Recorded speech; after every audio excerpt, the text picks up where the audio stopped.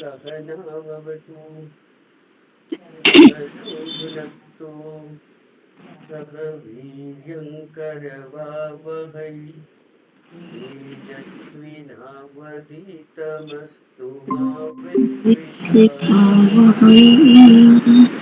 ॐ शान्ति शान्ति शान्तिः।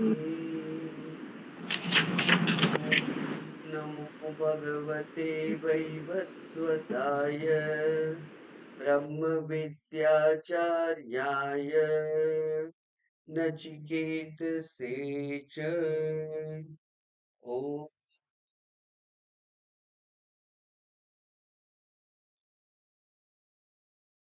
ગઈકાલે આપણે 18મો મંત્ર પૂરો કર્યો. બહુ જ મહત્વનો એ મુદ્દો છે, બહુ મહત્વનો મંત્ર છે. અને હવે આગળ જોઈએ તો 19મો મંત્ર.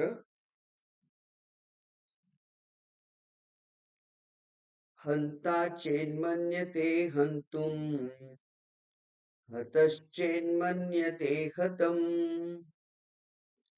ઉભૌ તૌ ન વિજાનીતઃ નાયમ હંતિ ન હન્યતે. હંતા ચેન્મન્યતે હંતુમ હતશ્ચેન્મન્યતે હતમ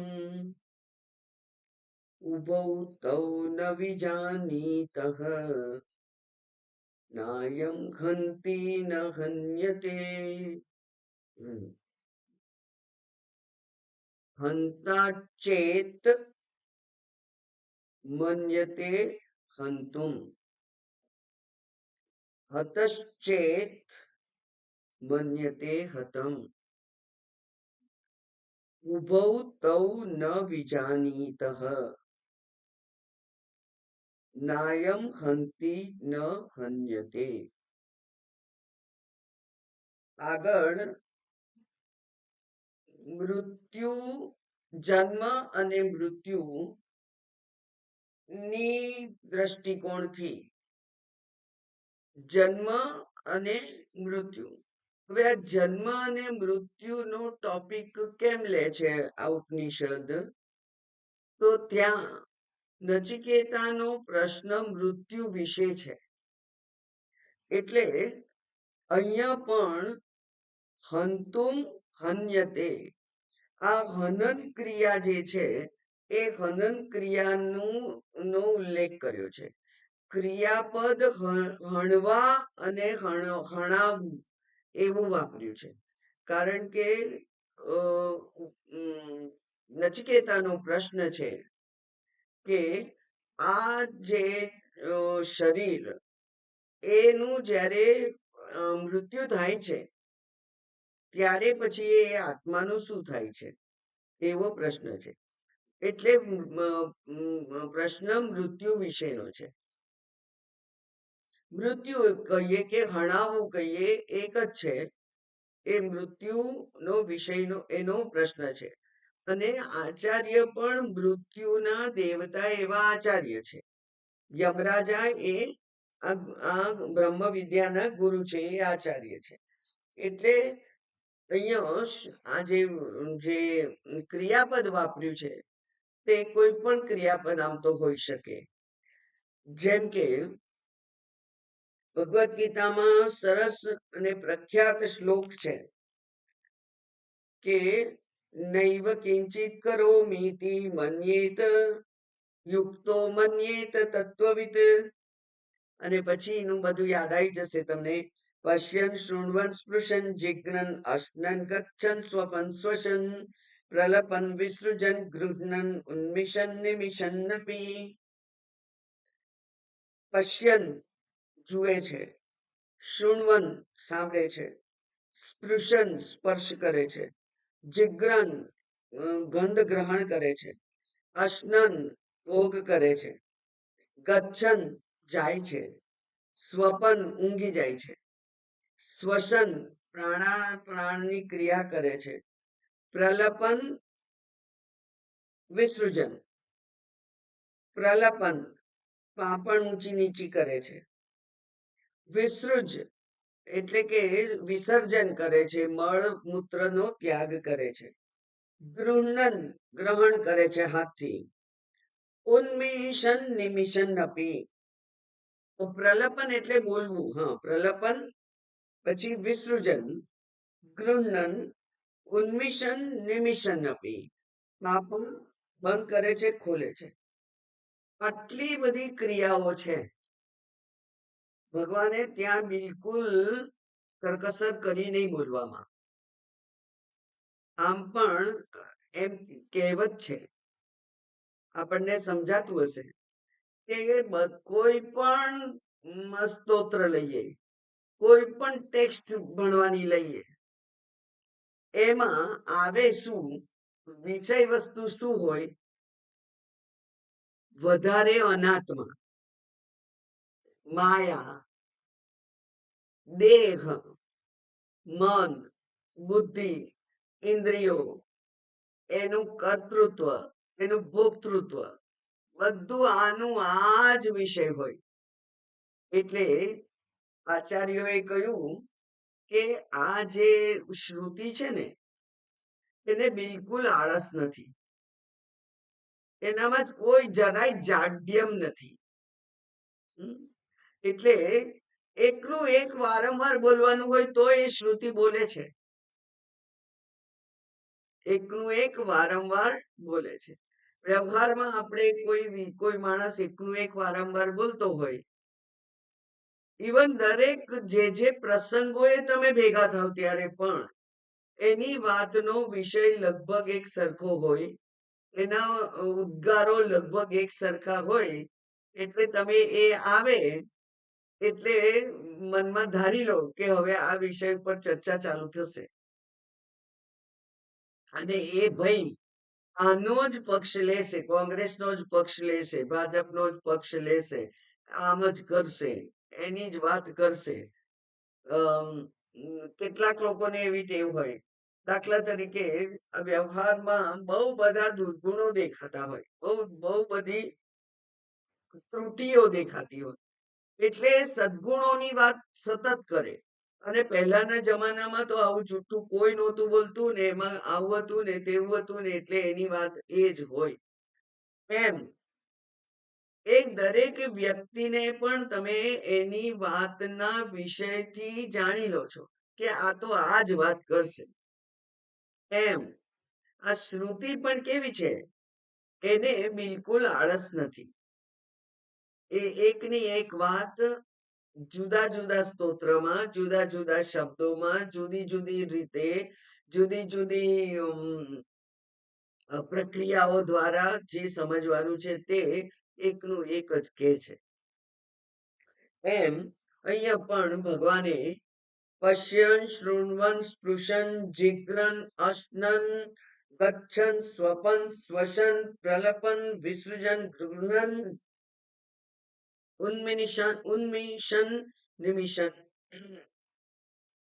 એમ કહી અને પછી કહ્યું કે ઇન્દ્રિયાણી ઇન્દ્રિયાર્થે શું વર્તનતે.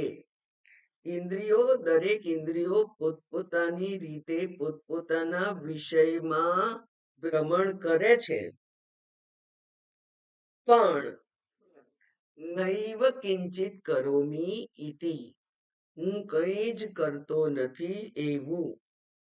યુક્તો મન્યેત તત્વવિત, જે આ જ્ઞાન યોગથી યુક્ત છે, જ્ઞાન યોગ સાથે જોડાયેલો છે, એવો જે તત્વવિત છે, એવો જે જ્ઞાની છે, એ માને છે કે હું કંઈ કરતો નથી. ઇન્દ્રિયો પોતપોતાના વિષયમાં ભ્રમણ કરે છે, એની સાથે મારે કોઈ સંબંધ નથી. આ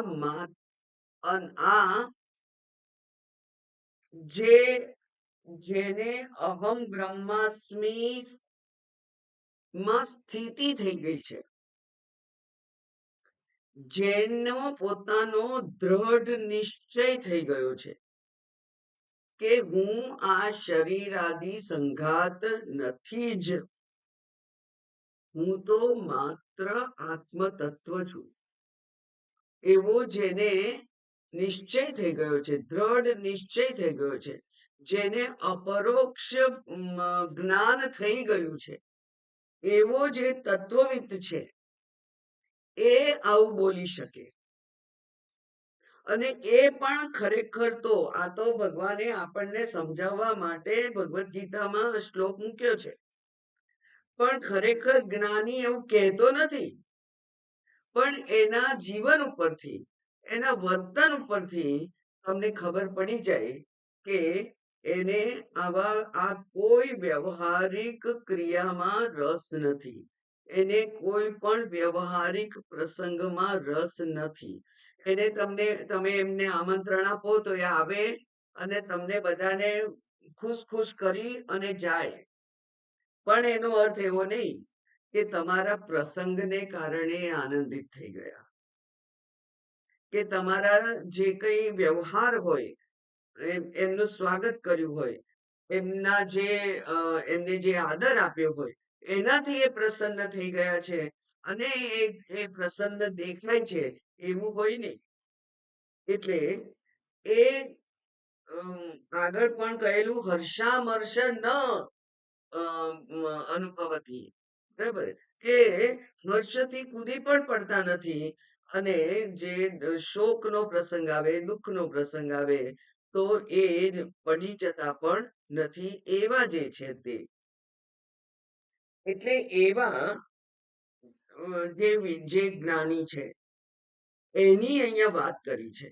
આગળ પણ એની જ વાત કરેલી, કારણ કે કહ્યું કે જેનો જન્મ નથી, જેનું મૃત્યુ નથી, અને જે કારણ નથી, જે કાર્ય નથી, જેનો જન્મ નથી, જે નિત્ય છે, જે શાશ્વત છે, જે પુરાણ છે, અને તે આ શરીર હણાવવા યોગ્ય હોવા છતાં પણ, એમાં જ રહેલો હોવા છતાં પણ એ હણાતો નથી. જેવી રીતે ભગવાને અર્જુનને આ કહેલું, કારણ કે અર્જુનને ભીષ્મ પિતામહ અને દ્રોણાચાર્ય, કૃપાચાર્ય વગેરે ગુરુજીઓ જે છે, સામે ઉભેલા ખૂબ બધા આત્મીય જનો છે, એ આત્મીય જનોને મારવા નહોતા, અને એટલે કે છે કે ના, મારે તો લડવું નથી, ન યોત્સ્યે ગોવિંદ, હે ગોવિંદ, હું હવે લડીશ નહીં. અને આ બધા તો બધા મારા છે, આ બધા બહુ પ્રિય છે, આ બધા મને અત્યંત પ્રિય છે, એમને મારે મારવા નથી, એટલે હું લડીશ નહીં, અમે તો ભીખ માંગીને ખાઈ લઈશું, પણ અમારે રાજ્ય જોઈતું નકાંક્ષે રાજ્યમ, કે છે મારે રાજ્ય પણ જોઈતું નથી અને મારે મુકુટ પણ પહેરવો નથી, અમારે કંઈ જોઈતું નથી, પણ હું આ બધાને મારીશ નહીં. અને ત્યારે ભગવાને એને આ બધો ઉપદેશ આપેલો કે આ જે સામે ઉભેલા છે એ તો બધા શરીરો છે, એ બધા યોદ્ધાઓ છે, એ તારા સગા નથી. એટલે સગાઓની જે તારી જે વૃત્તિ છે, કોણ સગું હોય? શરીરના બધા સગા હોય છે, બરાબર. ગઈકાલે જ આપણે કહ્યું હતું કે પૂર્વના, એટલે કે આના પહેલાનું જે શરીર હતું, એના પણ પતિ હશે, પત્ની હશે, બાળકો હશે, સગા હશે, વાલા હશે, બધા. એ શરીર છૂટી ગયું પછી કોની સાથે આપણે સંબંધ છે? અત્યંત પ્રિય હતા, પણ શરીર છૂટી ગયા પછી એમાંના કોઈની સાથે સંબંધ નથી. એવા જ આપણા જ દાદા, નાના, મામા, જે કોઈ વડીલો, એ બધાનું મૃત્યુ થયું હોય અને બધા જતા રહ્યા હોય અહીંથી, તો એ બધા તમને યાદ કરી અને કઈ સંદેશો મોકલાવે છે કોઈની જોડે, કઈક પોસ્ટકાર્ડ લખે છે? નથી લખતા, કારણ કે શરીરના જ સંબંધો છે બધા જ. અને એટલે આ શરીર જે છે એ તો એ કે છે કે આ તો બધા શરીરો ઉભા છે સામે, શરીરનો તું સંબંધ જુએ છે, પણ શરીર તો એક દિવસ જવાનું જ છે. તું એને મારે કે ના મારે, એ એક દિવસ જવાનું છે. એનો સ્વભાવ જ ક્ષય પામવાનો છે. એનો સ્વભાવ જ મૃત્યુ પામવાનો છે. નાશવંત છે એ બધું. અને એટલે તું એ બધા શરીરોને મારવામાં અચકા નહીં. કારણ કે શરીર છે, હન્યમાને શરીરે ન હન્યતે. આ શરીર હણાઈ જશે, તારા જ બાણથી હણાઈ જશે, તો પણ આત્મા મરતો નથી. અને આત્મા જ સત્ય છે. સત્ય એ આત્મા જ છે. જેવી રીતે અનેક ઉપકરણો હોવા છતાં પણ અને વિવિધ ઉપકરણોની વિવિધ ઉપયોગ છે. પેલું ગીઝર છે, પાણી ગરમ કરે છે. ફ્રીજ પાણી ઠંડુ કરે છે. એસી તમને ગરમી આપે, ઠંડી આપે છે. અને હીટર મૂક્યું હોય તો એ ગરમી આપે છે. આ બલ્બ છે એ પ્રકાશ ફેલાવે છે. અને પંખો છે એ હવાને હલાવે છે. દરેકના ઉપયોગ જુદા જુદા છે. દરેકનો સ્વભાવ જુદો જુદો છે. પણ એ બધું જ એ તો ઉપાધિ છે. આ ઉપાધિની પાછળ વિદ્યુત જેમ એક જ છે. એમ આ હન્યમાને શરીરે ન હન્યતે. આ શરીર હણાવવા યોગ્ય છે. શરીર મૃત્યુ પામવા યોગ્ય છે. પણ એ શરીરમાં રહેલો જે આત્મા છે એનું જન્મ અને મૃત્યુ થતું નથી. એની એ જ વાત ભગવાન હવે અહીંયા ફરીથી કરે છે. ઉપનિષદ અહીંયા ફરીથી કરે છે કે જો ચેત એટલે જો. આપણે કહીએ છીએ ને, જો તમે આવશો તો આપણે જઈશું. તો જો ચેત હંતા, હું હણનાર છું. હું હણનાર એટલે કે હનન ક્રિયાનો કરતા હું છું, એવું જો એ વિચાર કરે અને હતશ્ચેત મન્યતે હતમ, અને જો કોઈ એમ વિચારે કે હું હણાઈ ગયો, મને માર્યું, એવું જો એ કર્તાનું જે કર્મ છે, તે ક્રિયાનું જે કર્મ છે, હણાવવાની ક્રિયાનું જે કર્મ છે તે, એટલે કે હણાવવાની ક્રિયા છે. અને હણાવવાની ક્રિયાનો કરતા એમ માને કે મેં કોઈકને હણ્યું, અને જે હણાયો એમ માને કે હું હણાઈ ગયો, તો એ બંને ઉભૌ તૌ ન વિજાનીતઃ. તૌ દ્વિવચન છે. એ બંને જાણતા નથી. ન જાનીતઃ એવું નથી કહ્યું. વિજાનીતઃ, જે સ્પષ્ટ જાણતા નથી. બરાબર. ઉભૌ તૌ ન વિજાનીતઃ, જે વિશેષપણે જાણતા નથી. આ વિશેષપણે કેમ કહ્યું? જાણતા નથી એટલે કે અજ્ઞાન છે. શાસ્ત્રમાં અજ્ઞાન, જ્યારે આ આત્માના સંદર્ભમાં આપણે વાત કરતા હોઈએ છીએ ત્યારે, એટલે કે વેદાંત શાસ્ત્રમાં તો એને જ અજ્ઞાન કહે છે.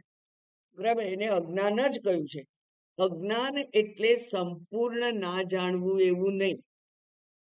જેમ કે મને મરાઠી ભાષા આવડતી નથી, તો મને એ બિલકુલ આવડતી નથી. બરાબર. પણ જ્યારે હું કહું કે હું તમને મદદ કરવા વાળું એકમાત્ર માણસ છું, એ તમને ખબર છે, તો પછી આ હું એક કર્તા છે. અને એ કર્તા કેવો છે? તો એ કહે છે કે હું તમને મદદ કરનાર છું. એવું જો એ માનતો હોય તો મદદ તો કોણ કરે છે? મદદ તો કદાચ આ શરીર મદદ કરતું હોય, અથવા મન, બુદ્ધિ, અહંકાર મદદ કરતા હોય. તમને નિશ્ચય કરવામાં મદદ કરું તો હું તમારી બુદ્ધિને મદદ કરું છું. હું તમારા સન્માન જાળવવા માટેની કોઈક વ્યવસ્થા ગોઠવું તો હું તમારા અહંકારને સાચવું છું. પણ આ શરીરથી જે થયેલું જે કર્મ છે એ ખરેખર કર્મ નથી. એટલે એ કે છે કે એ બંને જાણતા નથી કે આ જે આત્મા છે, હું, એ બે વસ્તુનો બનેલું છે. એક છે આત્મા અને એક છે શરીર. શરીર જડ છે, શરીર વિકારી છે, શરીર તો ઉપાધિ છે. જેમ પંખાને આપણે કહીએ કે તું જ તેજ આપ, આ બધું બે ત્રણ વસ્તુ કેમ મારે ફિટ કરવાની, તો એ ના કે ના ના, મારું કામ તો હવા હલાવવાનું છે, એ મારું કામ છે. અને લાઈટ ને આપણે કહીએ કે તું ઠંડક આપ, તો એ કહેશે ના ના, પ્રકાશ એટલે જ પ્રકાશની સાથે ગરમી હોય જ છે. આ સૂર્ય ભગવાનને જોઈએ છીએ આપણે, પ્રકાશની સાથે ગરમી હોય જ છે. ઉનાળો છે એટલે આપણે એને ગરમી કહીએ, અને શિયાળો હોઈએ તો કહીએ સારું હુંફાળું લાગે છે, તડકામાં જઈને ઊભા રહીએ, કારણ કે હુંફાળું લાગે, સારું લાગે. તો એ જે ગરમી છે, એ પ્રકાશ અને ગરમી એ બે સાથે છે ત્યાં. પણ પ્રકાશ અને ઠંડી સાથે ના હોય. ચંદ્રમાનો પ્રકાશ છે અને ઠંડક પણ છે, પણ એ એટલું બધું દૂર છે કે ના એની ઠંડકની ખબર પડતી અને ના એના પ્રકાશની બહુ સમજણ પડે છે. આમ દરેક ઉપકરણ હોય એનો સ્વભાવ જુદો જુદો હોય, અને એ જુદો જુદો જે સ્વભાવ છે એ જ આ શરીરનો ધર્મ છે. આત્મા એનાથી લેપાતો નથી, એવું એ જાણતા નથી. એટલે કે શરીરથી કાર્ય થાય છે, કરતા છે. કરતા કોણ છે? શરીર, ઇન્દ્રિયો, મન, બુદ્ધિ વગેરે કરતા છે, પણ આત્મા કરતા નથી. એવી જ રીતે જે ઘણાઈ ગયો છે, એનું શરીરને ઈજા થઈ છે, એના મનને ઈજા થઈ હોય, એની બુદ્ધિને ઈજા થઈ હોય, એનો અહંકાર ઘવાયો હોય, પણ આત્મા ઘવાતો નથી. એટલે આત્મા કરતા પણ નથી અને ભોગતા પણ નથી. આત્મા તો માત્ર અધિષ્ઠાન રૂપે, સાક્ષી રૂપે ત્યાં છે, એ કોઈ કામ કરતો નથી. એટલે એ ઉપાધિના ધર્મોનો આધાર લઈ અને એ કે છે કે હું કરતા છું, હું ભોગતા છું, પણ ખરેખર એ કરતા કે ભોગતા તો શરીર છે, આત્મા નથી.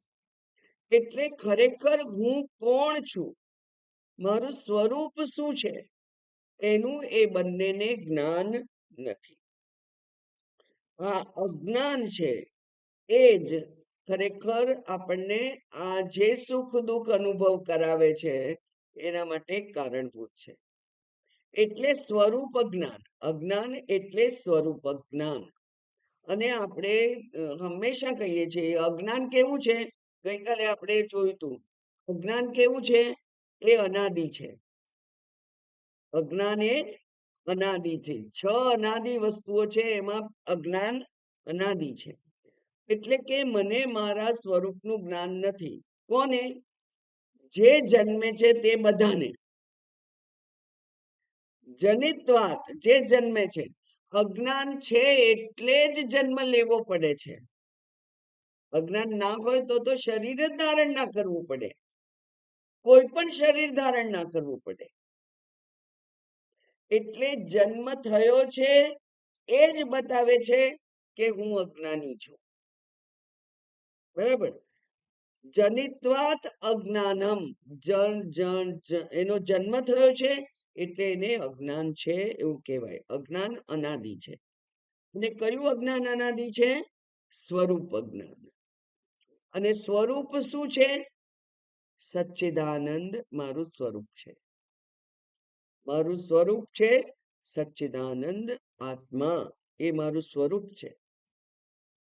જો સચ્ચિદાનંદ મારું સ્વરૂપ હોય તો ના મારે અસ્તિત્વની ચિંતા કરવી પડે, મૃત્યુની ચિંતા મારે ના કરવી પડે, કારણ કે હું તો નિત્ય છું, અજો નિત્ય. બરાબર? એ સત. પછી ચિત્ત, હું તો જ્ઞાન સ્વરૂપ છું, અજ્ઞાન મને હોઈ શકે જ નહીં. અને આનંદ, હું તો આનંદ સ્વરૂપ છું, તો દુઃખ ક્યાંથી આવે? એટલે સત, ચિત્ત અને આનંદ એ મારું સ્વરૂપ છે. એ સ્વરૂપને હું જાણતો નથી. એટલે આ હુંમાં જે જડ અને ચેતનના બે વિભાગ છે, એ બે વિભાગ છે એવું બધા જાણે છે. કારણ કે બધાએ મૃત્યુને જોયેલું છે. બીજાના મૃત્યુને તો જોયું છે ને, બધાએ મૃત્યુને જોયેલું છે. એટલે ખબર પડે છે કે આ જે જડ રહી ગયું, અહીંયા જે શેષ રહી ગયું, એ જડ છે.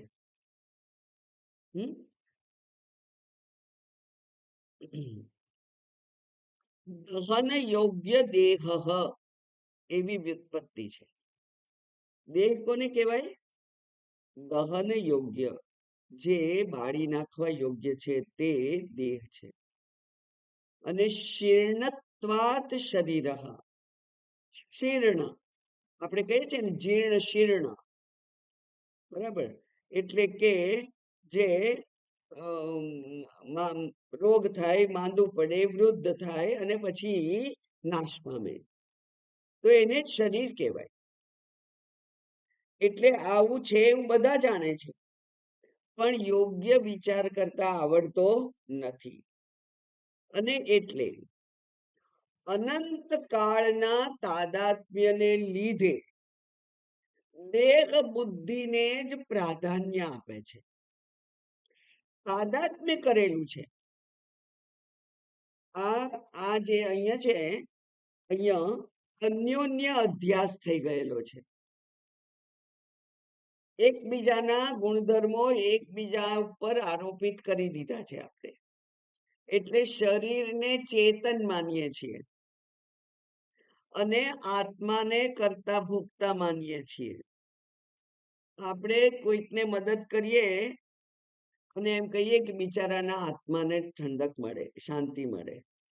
બરાબર? કોઈકને, કોઈ ભૂખ્યાને ખવડાવો, કોઈ તરસ્યાને પાણી પીવડાવો, કોઈને પાસે વસ્ત્ર ના હોય તો એને વસ્ત્ર આપો, એના આત્માને શાંતિ મળે, એના આત્માને ઠંડક થાય, એના આત્માને સુખ પ્રાપ્ત થાય. તો આત્માને સુખ પ્રાપ્ત નથી થતું, શરીરને થાય છે બધું. પણ આપણે કહીએ એટલે કે આપણે આપણા અજ્ઞાનને કારણે આત્માને શાંતિ મળે વગેરે કહીએ છીએ, આત્મા કરતા છે, આત્મા ભોગતા છે એમ માનીએ છીએ. એ આપણી ભૂલ છે. કેમ ભૂલ છે? કારણ કે શરીર બુદ્ધિ દ્રઢ થઈ ગયેલી છે તાદાત્મ્યને કારણે. હવે એનું ઉદાહરણ સુંદર છે. લોખંડના ગોળાને અગ્નિમાં મૂકીએ તો લોખંડ જે કાળું છે તે અગ્નિમાં તપે એટલે ચમકતો ગોળો થઈ જાય, જાણે કે સૂર્યનો મોટો ગોળો આપણા ઘરમાં જ આવી ગયો એવું એ ચમકદાર થઈ જાય. તો કાળો રંગ જે લોખંડનો હતો એ જાણે કે આ અગ્નિએ હરી લીધો અને અગ્નિની તેજસ્વીતા એનામાં આવી ગઈ. એવી જ રીતે લોખંડ ઠંડુ હોય પણ આ અગ્નિના સંપર્કને લીધે એ ગરમ થઈ ગયો. એના ઉપર પાણી છાંટો એટલે તરત ઉડી જાય એવો ગરમ થઈ ગયો. તો અગ્નિ જે આકાર વગરનો છે એ અહીંયા ગોળ આકાર એને ધારણ કર્યો અને અગ્નિ જે ગરમ છે એ અગ્નિ આ ગરમી એણે લોખંડના ગોળાને આપી દીધી. એમ અગ્નિ આકાર વાળો થઈ ગયો અને લોખંડનો ગોળો એ ઠંડો હતો એના બદલે ગરમ થઈ ગયો, એ કાળો હતો એનો ગોરો થઈ ગયો. આ અન્યોન્ય અધ્યાસ છે. બંને પોતપોતાના ગુણધર્મ બીજાના ઉપર આરોપિત કરી દીધા. એમ હવે એને છૂટા પાડીને જોવાનું છે.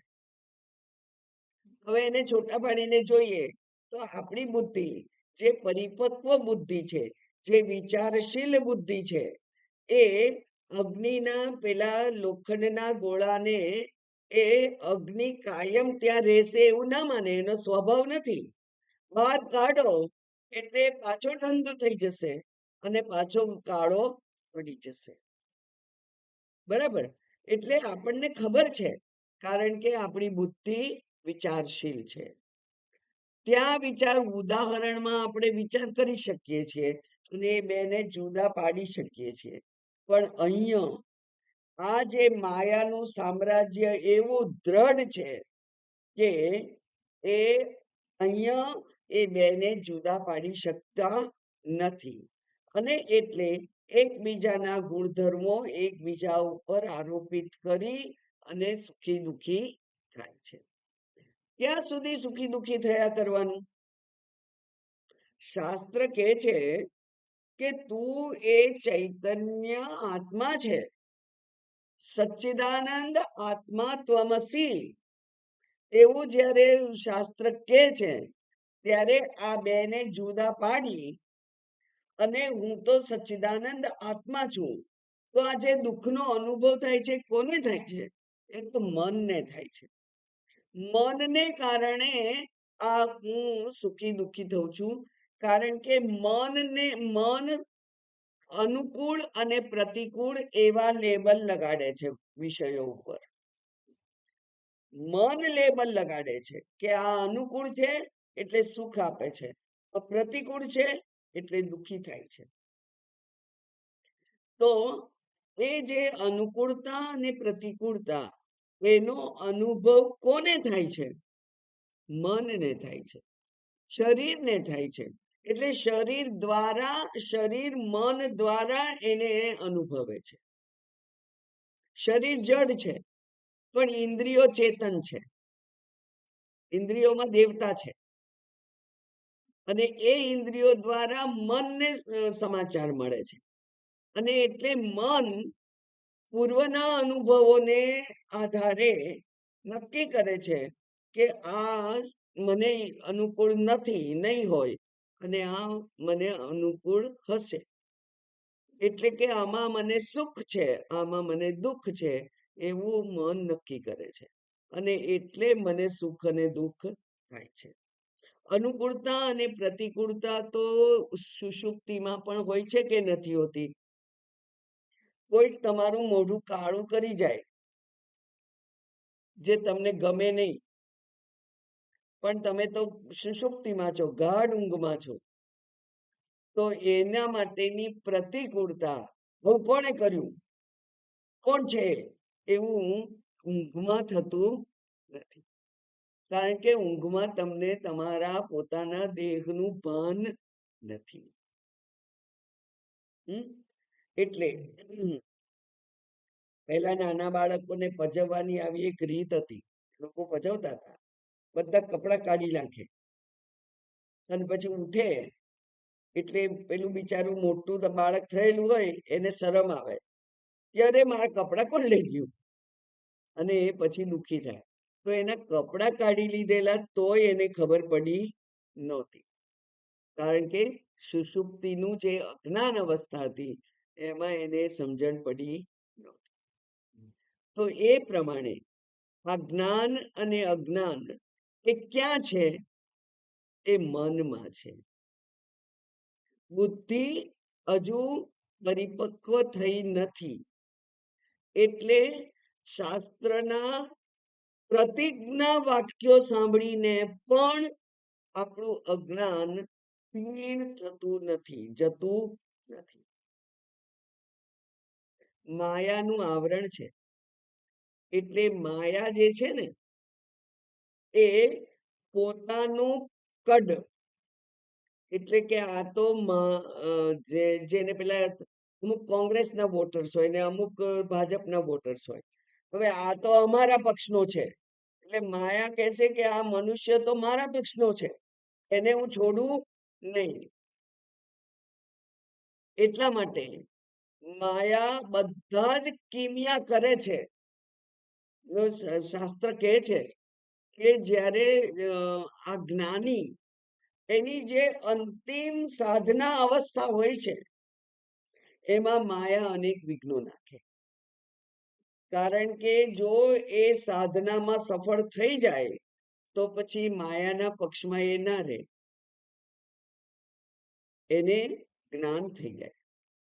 એની વાત હવે પછીના શ્લોકમાં કરવાના છે ભગવાન. તો એટલે અહીંયા કે છે કે ઉભૌ તૌ વિજાની ન વિજાનીતઃ, બંને આ શરીર અને આત્મા એ બે જુદા છે, એ બેના ગુણધર્મો જુદા છે, એ બેનું અસ્તિત્વ જુદું છે. એ એકબીજા સાથે તાદાત્મ્યને કારણે ભેગા હોય એવું માત્ર લાગે છે, પણ ખરેખર એવું નથી. જેમ કે સૂર્યપ્રકાશ અને પેલી રેતી એ બંને ભેગા થઈ ગયા હોય એટલે ત્યાં જળનું ભ્રાંતિ થાય, રાત્રે ના થાય. સૂર્યપ્રકાશ હોય, વાદળ આવી ગયા હોય તો ના થાય. સૂર્યપ્રકાશ અને રેતી એ બંને, એ બેનું સંયોજન થાય, એ બેનો એકબીજા ઉપર આરોપ થાય ત્યારે જ જળની ભ્રાંતિ થાય છે. એમ આ બે ભેગા થઈ ગયા છે, એ બેને છૂટા બિચારા પાડી શકતા નથી. એટલે અધ્યારોપ કરે છે, થઈ જાય છે આ. બરાબર, અધ્યારોપ કરે છે. અજ્ઞાનને કારણે આત્મા ઉપર કર્તૃત્વનો અધ્યારોપ કરે છે. અને આ ગૂંચવણ પણ કેમ ઊભી થાય છે? કારણ કે બંને માટે એક જ સર્વનામ વાપરી શકાય છે અને એ છે હું. હું આત્મા અને હું શરીર, એમ બેયના માટેનું શબ્દ હું જ છે. બરાબર ને? એટલે આ ભૂલ થાય છે.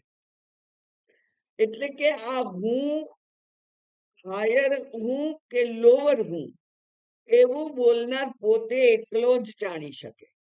કારણ કે શબ્દ તો સરખો છે, હું. મેં કર્યું, આ બધું ડેકોરેશન કોને કર્યું આશ્રમમાં? મેં કર્યું. બરાબર, તો હવે મેં કર્યું એમાં હું એ શરીરને ઉદ્દેશીને કર્યું કે આત્માને ઉદ્દેશીને કર્યું, એ તો ખાલી બોલનાર જ જાણે. હવે ભલે તમારો દ્રષ્ટિ આત્મા ઉપર હોય, કારણ કે આત્મા દ્વારા ચેતન પામેલી ઇન્દ્રિયો વડે તમે કર્યું, એટલે તમારી દ્રષ્ટિ આત્મા ઉપર હોય તો પણ તમે બોલી શકો તો હું જ, અને એટલે કર્તૃત્વનો અધ્યારોપ તમારા પર થઈ જાય અને તમને લોકો અજ્ઞાની કહે. હવે હું જ્ઞાની છું કે અજ્ઞાની, એ તો હું પોતે જ જાણું. કારણ કે હું બોલવાથી મારી દ્રષ્ટિ શરીર ઉપર ગયેલી કે આત્મા ઉપર, એ તો હું જ જાણું. અહીંયા કે છે ઉભૌ તૌ ન વિજાનીતઃ. અને સત્ય શું છે? તો કે છે નાયમ હંતિ ન હન્યતે. આ હું છે એ હાયર હું. આ હું છે એ ના હણવાનો કર્તા છે કે ના હણન ક્રિયાનું કર્મ છે. એ હણતો પણ નથી અને હણાતો પણ નથી. આ ભીષ્મ પિતામહ એ સતત બાણ ચલાવે છે, પણ એ હનન કરનાર પણ નથી અને અર્જુન સામે એટલા જ બાણ ચલાવે છે તો અર્જુન ભીષ્મ પિતામહનો હણનાર પણ નથી. એવું ભગવાને અર્જુનને ત્યારે સમજાવ્યું હતું. અહીંયા પણ એ જ છે. એટલે અજ્ઞાનીની દ્રષ્ટિમાં જ્યારે એ હું બોલે ત્યારે એની દ્રષ્ટિ શરીર, મન, ઇન્દ્રિયો ઉપર હોય છે અને જ્ઞાની જ્યારે હું બોલે ત્યારે એની દ્રષ્ટિ આત્મા ઉપર હોય છે. એની દ્રષ્ટિ શરીર ઉપર નથી. એમ આ જે કર્તા અને કર્મ એ બંને ઉપાધિના ધર્મો છે. કર્તૃત્વ, ભોક્તૃત્વ ઉપાધિના ધર્મ છે, એ આત્માના ધર્મ નથી. એટલે હણવાનું કર્મ કર્તૃત્વ અને હણાવાનું કર્મ ભોક્તૃત્વ એ બંને ઉપાધિના ધર્મો છે, શરીરના ધર્મો છે, આત્માના નથી. એમ જુદું પાડી અને જાણવું એ જ વિજ્ઞાન છે. વિજાનાતી એ જ વિજ્ઞાન છે. હવે ભાષ્ય જોઈએ. એવં ભૂતમ અપી આત્માનમ શરીર માત્ર આત્મદ્રષ્ટિ. આવું હોવાને કારણે, શું હોવાને કારણે? ઉપર કહ્યું એ અજ્ઞાન હોવાને કારણે. ઉપર શું કહ્યું? ન જાયતે મ્રિયતે વા ના કદાચિત નાયમ ભૂતો ના બભૂવ કશ્ચિત અજો નિત્ય શાશ્વતો યમ પુરાણ ન હન્યતે હન્યમાને શરીરે. એ શરીર હણાવા યોગ્ય હોવા છતાં પણ આત્મા હણાતો નથી, એવું જે સત્ય છે તે એવં ભૂત એટલે એ સત્ય છે. ઉપરના મંત્રમાં તમને સત્ય જણાવી દીધું. એ સત્ય હોવા છતાં પણ એવં ભૂતમ અપી એ પ્રમાણે હોવા છતાં પણ આત્માનમ એટલે પોતાને, આત્માનમ એટલે પોતાને એટલે કે હું ને શરીર માત્ર આત્મદ્રષ્ટિ એની દ્રષ્ટિ માત્ર શરીર એટલે જ હું એવી છે એટલા માટે. કેમ એવી છે? એને હેબિચ્યુઅલ એરર કહેવાય. એને શું કહેવાય? હેબિચ્યુઅલ એરર એટલે કે એ અજ્ઞાન, જેને કહેવાય છે અનાદિ અજ્ઞાન. એ અનાદિ અજ્ઞાન. હેબિચ્યુઅલ એરર એટલે અનાદિ અજ્ઞાન. એરર હોય ને, જ્યાં પણ ભૂલ હોય ને ત્યાં ભૂલ સુધરવાની શક્યતા હોય. બરાબર? ભૂલ હોય ત્યાં ભૂલ સુધરવાની શક્યતા હોય જ. આ ભૂલ છે અને ભૂલ છે એટલે જો કોઈ ધ્યાન દોરે તો ભૂલ સુધરી શકે. જેવી રીતે રજ્જુમાં સાપ જોવો એ ભૂલ છે, ભ્રાંતિ છે, પણ કોઈ ધ્યાન દોરે આપણું તો પછી એને બહુ ઝીણવટપૂર્વક જો એનું નિરીક્ષણ કરીએ તો રજ્જુ જ દેખાય છે, સર્પ દેખાતો નથી. અને એટલા જ માટે આ હેબિચ્યુઅલ એરર માટે, આ જે ભૂલ છે, ભ્રાંતિ છે, એના માટે અમુક સંજોગોનું વર્ણન શાસ્ત્રએ સતત કર્યું છે. ત્યારે રજ્જુમાં સર્પ દેખાય જ્યારે ઓછું અજવાળું હોય, સંધ્યા કાળે, જ્યારે પૂરું અજવાળું પણ નથી અને પૂરું અંધારું પણ નથી. એટલે કે અપર્યાપ્ત પ્રકાશમાં, બરાબર, અપર્યાપ્ત પ્રકાશમાં ભ્રાંતિ થાય. પૂરું તેજ હોય, ભલે ને રાત હોય પણ બધી 10 હેલોજન આજુબાજુ હોય તો ભૂલ ના થાય. પૂરો પ્રકાશ હોય તો ભૂલ નથી થતી. બિલકુલ અંધારું હોય તો સાપ ઉપર તમારો પગ પડી જાય તોય તમને ખબર નથી પડતી. ખરેખર સાપ હોય એને પગ પડી જાય તો એ ખબર પડતી નથી. એટલે સંપૂર્ણ અજ્ઞાન હોય, જેવી રીતે આ બધા પ્રાણીઓને છે સંપૂર્ણ અજ્ઞાન. ઘણા બધા આદિવાસી લોકો, ઘણા બધા એવા લોકો હશે કે જે લોકો ખાઈ પીને મજા કરવામાં જ શરીર, બુદ્ધિ જ જેની મુખ્ય છે, એ લોકો એ સંપૂર્ણ અંધકાર છે ત્યાં. તો ત્યાં ભ્રાંતિ જ નથી થતી. આત્મા વિશેની કોઈ દૂર દૂરની સમજ પણ એમને હોતી નથી. એ પણ મૃતદેહ જોતા હશે, પણ તોય એના વિશે વિચાર કરવાનું એમનું સામર્થ્ય નથી. એટલે કે બુદ્ધિમાં અંધકાર છે. બુદ્ધિમાં શું છે? અંધકાર છે, અજ્ઞાન છે. અને જ્ઞાની જે છે એ જ્ઞાનીને પણ આ શરીર અથવા આ જગત, એની જે કોઈ ઉપાધિઓ છે એમાં એ ગૂંચવાઈ જતો નથી. આ સાચું હશે કે નહીં હોય એવી ભ્રાંતિ એને થતી નથી. એને ખબર જ છે કે આ બધું ખોટું જ છે, આ બધું સ્વપ્નવત જ છે, આ બધું એક નાટક જ છે, એવી એને ખબર છે. એટલે પણ એને વાંધો આવતો નથી. તો વાંધો કોને આવે છે? આપણા જેવા જેણે વેદાંત શાસ્ત્ર અધ્યયનની શરૂઆત કરી હોય અને હજુ નિશ્ચય ના થયો હોય, એને જ આ માયાના જે શરીર છે એ તકલીફ આપે છે. ત્યાં જ ભ્રાંતિ થાય છે. એટલે હું સુખી, હું દુઃખી, એ તો મને ખબર પડે છે, અને વિચાર કરું તો ખબર પડે છે કે અરે રે, આ તો ખોટું થયું. પાછું પાછું એનું એ જ થાય છે. બરાબર? આપણે સમજીએ છીએ ત્યારે સમજાઈ જાય છે કે સુખ અને દુઃખ તો ખરેખર છે જ નહીં. શરીર જ સત્ય નથી. ન કશ્ચિત જાયતે જીવઃ. એટલે આ શરીર જ સત્ય નથી. પછી શરીરના અનુભવાતા સંવેદનો ક્યાંથી સત્ય હોય? એવું સમજાય છે, પણ પાછું માયાનું આવરણ આવી જાય છે. એટલે પાછું શરીરની સત્યતા ઉપર ઉઠી જાય છે અને હું દુઃખી એવો નિશ્ચય થઈ જાય છે. પાછો વિચાર કરીએ એટલે હું દુઃખી હોઈ શકું જ નહીં, હું તો સુખ સ્વરૂપ છું, બદલાઈ જાય છે. એટલે કે આ કાળું ધોળું આપણે તો સતત ચાલ્યા કરે છે. એવો અનુગ્રહ થશે ઈશ્વરનો, ત્યારે પછી કાળાશ જે છે, અજ્ઞાન જે છે, એને આપણે કોઈ મહત્વ આપીશું નહીં.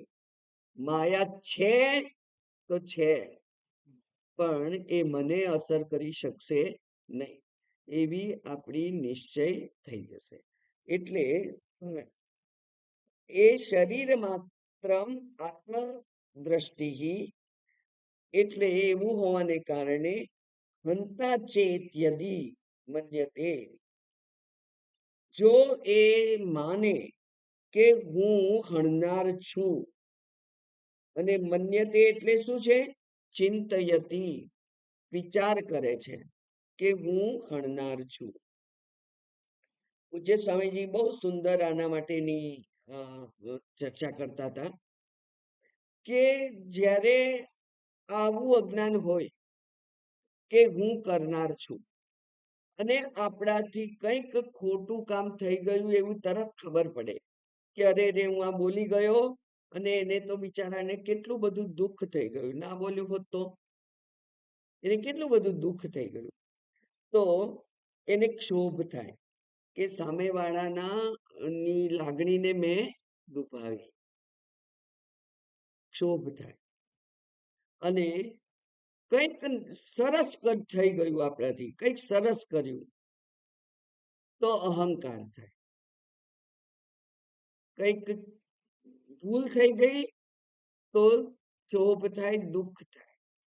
અને કંઈક સારું થયું તો એનો કરનાર હું છું એમ કરી અને અહંકાર થાય. એને કહેવાય છે ઓમિશન અને કમિશન. એને ગુજરાતીમાં કહેવાય ક્ષોભ અને અહંકાર. આનંદ, ક્ષોભ અને આનંદ. એટલા માટે શાસ્ત્રમાં બે સરસ વાક્યો છે. વ્યક્તિ વિચારે કિમહમ સાધુ ના કરવમ, કિમહમ પાપમ કરવમ, મેં આ પાપ કેમ કર્યું, કેમ મેં કોઈ શુભ કાર્ય ના કર્યું. સતત હું કરતા એવું જો એનો નિશ્ચય હોય તો પોતાના, અને જો એ વિચારશીલ હોય તો પોતાના દરેકે દરેક કર્મને પરીક્ષામાંથી પસાર કરે, ટેસ્ટમાંથી પસાર કરે, અને પછી એને થાય અરે રે મારાથી આવું કેમ કેમ થઈ ગયું, મારાથી આવું કેમ બોલાઈ ગયું, મારાથી આવું કેમ કરાઈ ગયું, અને કેમ મેં આ કંઈક ના આપ્યું કોઈકને, કંઈક દાન આપવાનું હોય, કંઈક આપણે આ પક્ષી જતું કરવાનું હોય, મારા ભાગનું હું તમને આપી દઉં છું, લો, એમ હોય તો એ મેં કેમ ના કર્યું.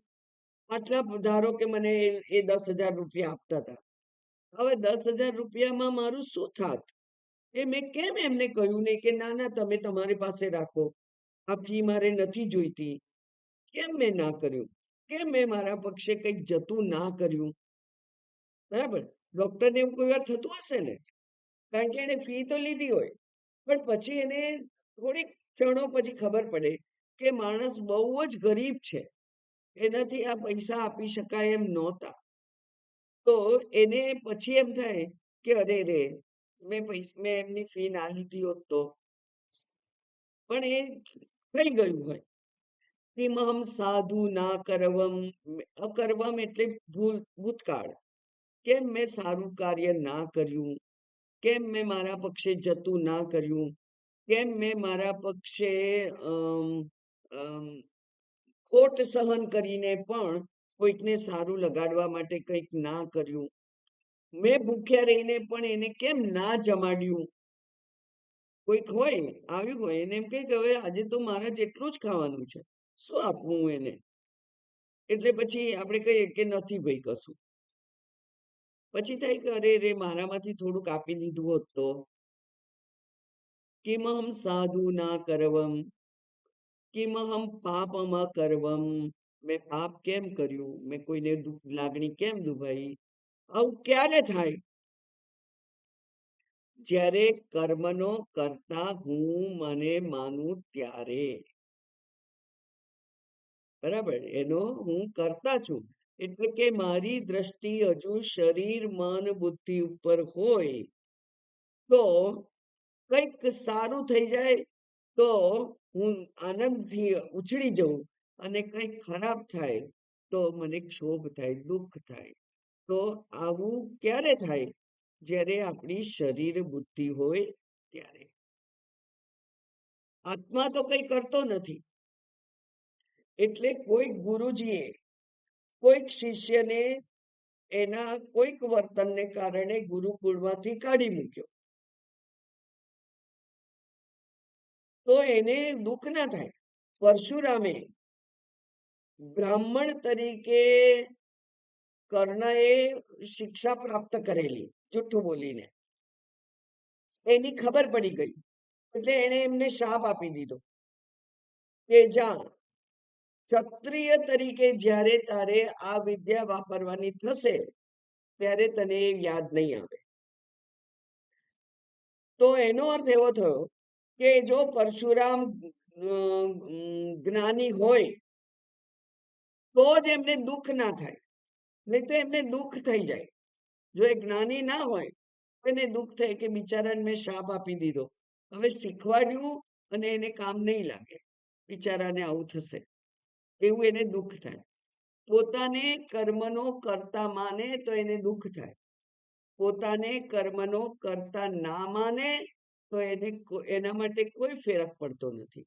એને જે વખતે જે કરવા યોગ્ય હતું તે કરી દીધું, બસ એ જ જ્ઞાન છે, એ જ આત્મા છે.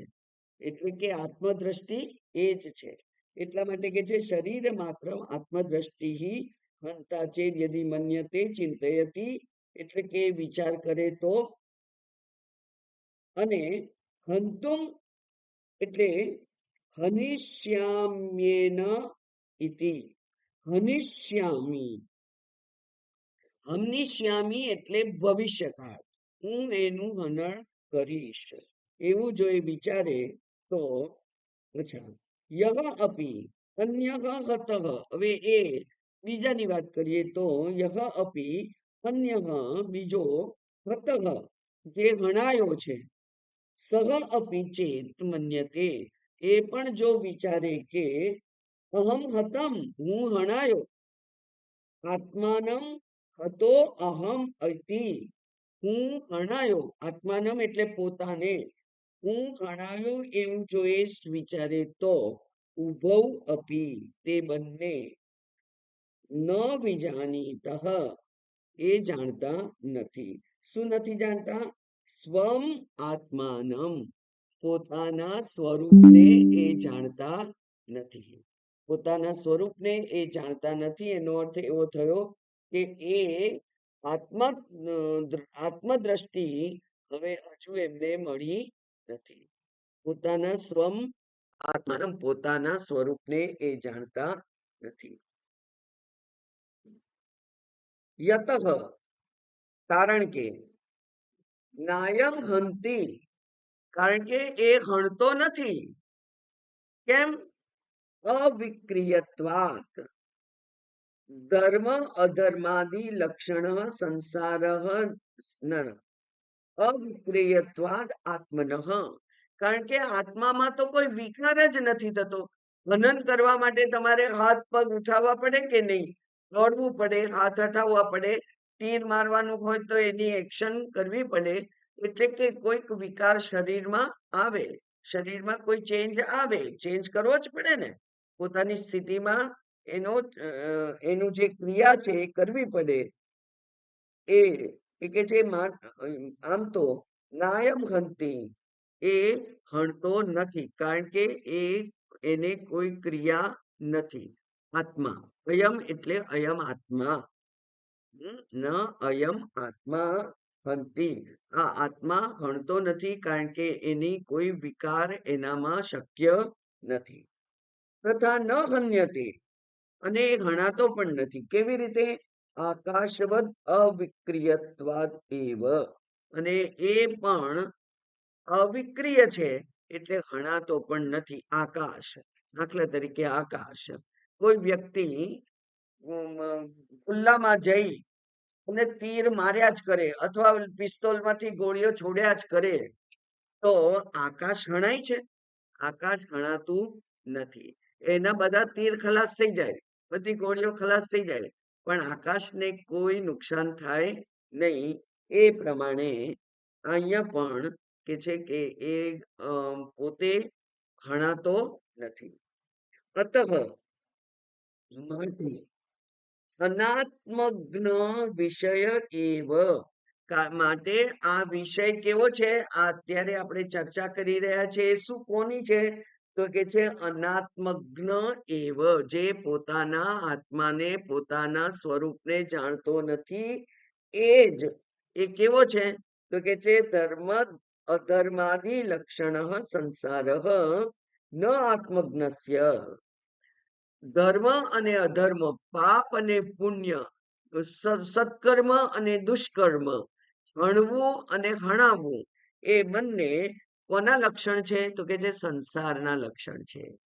સંસાર એટલે અજ્ઞાન, અજ્ઞાનીના લક્ષણ છે.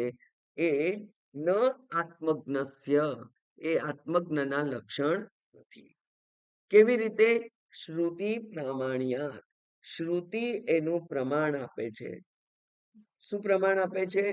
ન્યાયાચ ધર્મ અધર્મ આદિ અનુપપત્તે ન્યાયની દ્રષ્ટિથી જોઈએ તો પણ પુણ્ય અને પાપ વગેરે એ આ આત્માને લાગુ પડતા નથી કારણ કે એ કંઈ કરતોય નથી અને કરાવતો પણ નથી.